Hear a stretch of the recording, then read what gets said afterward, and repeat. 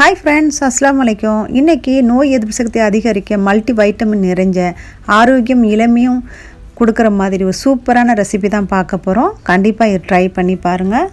வாங்க எப்படி செய்யலான்னு பார்க்கலாம்.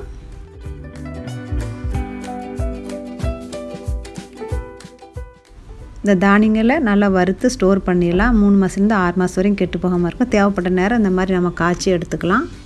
எனக்கு 3 கலர் கலந்த மாதிரி அரிசி கிடச்சிருக்கு. ஒரே கலர் இருந்தாலும் பரவாயில்ல. கருப்பு இல்லைன்னா கவுனி அரிசி இல்லைன்னா சம்பா அரிசி, அந்த மாதிரி எது ஒன்று கிடைச்சாலும் பரவாயில்ல. இதே மாதிரி யூஸ் பண்ணிக்கலாம். 1/2 கப்பு அரிசி, இதோடைய வெயிட் 100 கிராமு. ஸ்டவ்வை லோ ஃப்ளேமில் வச்சு வறுத்துடுங்க. லைட்டான கலர் சேஞ்ச் ஆகும்போது நம்ம எடுத்துக்கலாம். சத்து மாவு கஞ்சி 5 வயசுலேருந்து பெரியவங்க வரைக்கும் எடுத்துக்கலாம். டெய்லியும் செஞ்சு சாப்பிட்லாம். உடம்புக்கு ரொம்பவே ஆரோக்கியமானது. 1/4 கப்பு உளுந்து, இதோடைய வெயிட் 50 கிராமு. கொஞ்சம் நல்லாவே வறுத்து எடுத்துக்கோங்க. அப்போ 6 மந்த் நம்ம ஸ்டோர் பண்ணுறதுனால கெட்டு போகாமல் இருக்கும். 100 கிராம் பச்சை பயிறு. தானியம் கஞ்சி குடிக்கிறதுனால நம்ம உடம்பு ரொம்ப யூத்தாக வச்சுக்கணும். நம்ம ஸ்கின்னு நல்லா பளபளன்னு ஷைனிங்காக இருக்கும். அதனால் வாரத்தில் 2 தடவையாச்சும் இந்த கஞ்சி எடுத்துக்கோங்க. 50 கிராம் கடலைப்பருப்பு, 100 கிராம் உடைச்ச கோதுமை,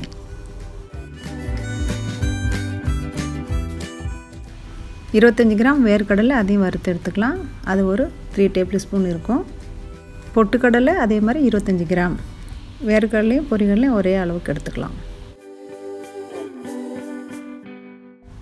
6 வால்நட்டு லைட்டாக வறுத்துக்கலாம். பிஸ்ஸா ஒரு 25 கிராம். 25 கிராம் ஒரு கையளவுக்கு போட்டிருக்கேன். உங்களுக்கு வேணும்னா நான் கொஞ்சம் ஜாஸ்தி போட்டுக்கலாம். அதே மாதிரி ஒரு 10 முந்திரி பருப்பு, ஒரு 25 கிராம் ஆல்மண்டு, எல்லாத்தையும் லைட்டாக வறுத்து எடுத்துக்கலாம்.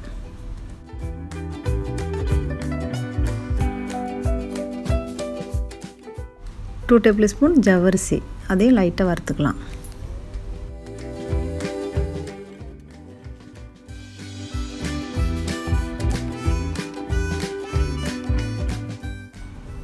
ஒரு 6 ஏலக்காய், ஒரு டீஸ்பூன் மிளகு, சுக்கு 1 டீஸ்பூனு, ஒரு சின்ன துண்டை இடித்து தூள் பண்ணி வச்சுருக்கேன்.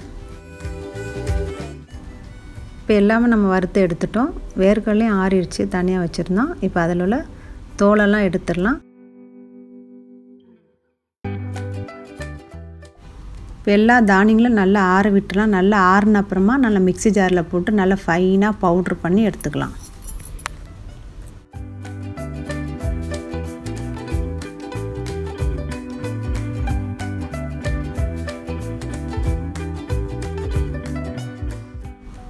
இந்த அளவுக்கு நல்லா ஃபைனாக அரைச்சிக்கணும். பவுட்ரு பண்ணிட்டோம்.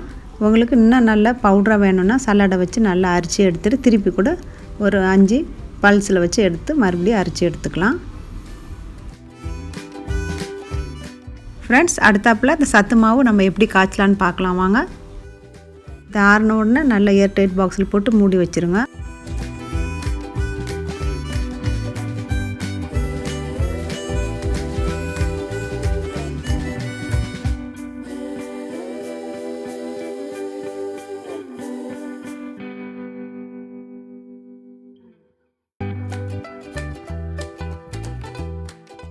இப்போ 5 பேருக்கு இந்த கஞ்சி காய்ச்ச போகிறேன். அதனால் 1 கப்பு சத்து மாவு, தேவையான அளவுக்கு உப்பு, அது 1 டீஸ்பூன் எடுத்துருக்கேன்.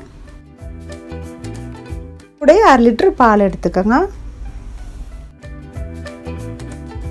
இதுக்கு 1/2 கப்பு நாட்டு சர்க்கரை எடுத்துக்கோங்க. நாட்டு சர்க்கரை உங்களுக்கு இஷ்டம் இல்லைன்னா நீங்கள் ப்ரௌன் சுகர் சேர்த்துக்கலாம். நான் ஒயிட் சுகர் கூட சேர்த்துக்கலாம். உங்களுக்கு எப்படி பிடிக்குதோ அந்த மாதிரி நீங்கள் ஆட் பண்ணிக்கோங்க. இந்த நாட்டு சர்க்கரையில் மண் கல் இல்லாத மாதிரி நான் எடுத்திருக்கேன். நீங்கள் அந்த மாதிரி வாங்கிக்கோங்க. ஒரு கிளாஸ் தண்ணி ஊற்றி அந்த மாவை நல்லா கட்டி இல்லாமல் கரைச்சி எடுத்துக்கலாம்.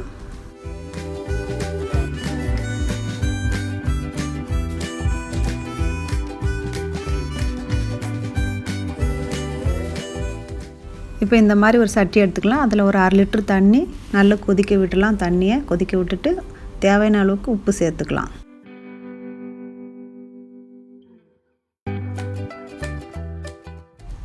தண்ணி இப்போ நல்லா கொதிக்க ஆரம்பிச்சிருச்சு. இப்போ நம்ம கரைச்சி வச்சிருந்த மாவை ஊற்றி நல்லா மிக்ஸ் பண்ணிக்கலாம்.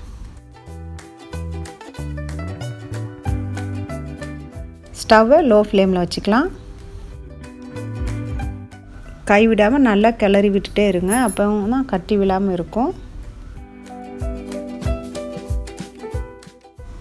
இப்போ நல்லா கொதிக்க ஆரம்பிச்சிருச்சு. நல்லா கொதிச்சிருச்சு. இப்போ நம்ம எடுத்து வச்சிருந்த பாலை இதில் சேர்த்துக்கலாம். இந்த சத்து மாவு கஞ்சி பார்த்திங்கன்னா சுகர் கூட தேவையில்ல, ரொம்ப நல்லாயிருக்கும். சுகர் இல்லாமல் கூட நம்ம எடுத்துக்கலாம்.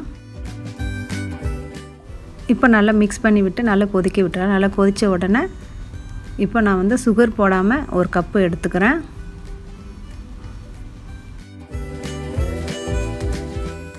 இந்த மாதிரி காய்ச்சி ஃப்ரிட்ஜில் கூட நீங்கள் எடுத்து வச்சுக்கலாம். ஆற வச்சுட்டு தேவைப்பட்ட நேரத்தில் கொஞ்சம் நீங்கள் வந்து காய்ச்சின பால் மட்டும் கொஞ்சம் மிக்ஸ் பண்ணி கொடுத்தாலே போதும். உங்களுக்கு ஈஸியாக இருக்கும். அந்த நேரத்தில் நம்ம காய்ச்சிட்டு இருக்கணும் நம்மளுக்கு தேவையில்லை. இந்த மாதிரி நீங்கள் ட்ரை பண்ணி பாருங்கள். இதுக்கு நான் நாட்டு சர்க்கரை 1/2 கப்பு எடுத்துருக்கேன். நீங்கள் இதுக்கு பதிலாக ப்ரௌன் சுகர் கூட சேர்த்துக்கலாம். இனிப்பு பார்த்துக்கிட்டு கூட குறைய சேர்த்துக்கோங்க.